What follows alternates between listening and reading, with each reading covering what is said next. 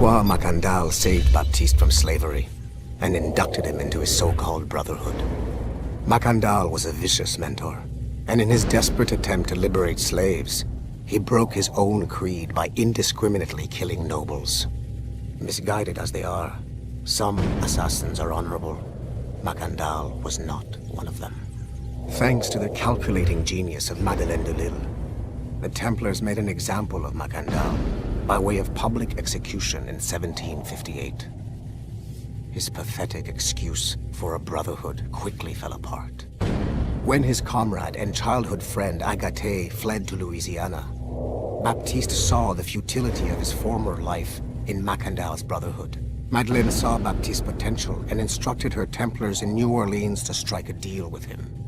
If he could draw Agathe out of hiding and eliminate him, he would be granted a place in the Templar Order.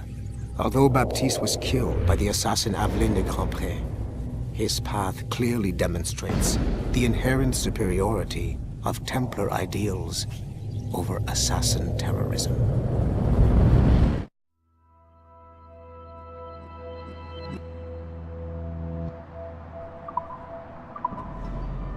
I've got your animus ready and waiting.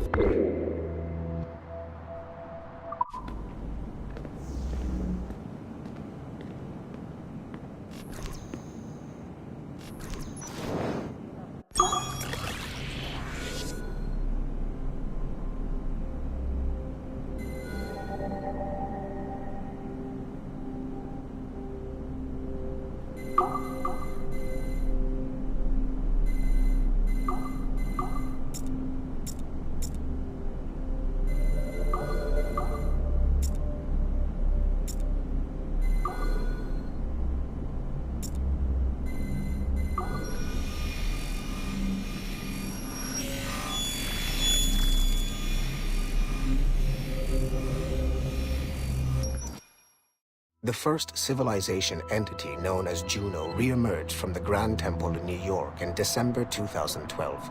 Although no longer a corporeal being, she exists as a kind of digital consciousness somewhere in the Abstergo cloud.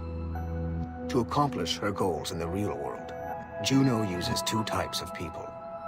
The first is another precursor consciousness that emerges in a human being at random. This person is commonly known as a sage.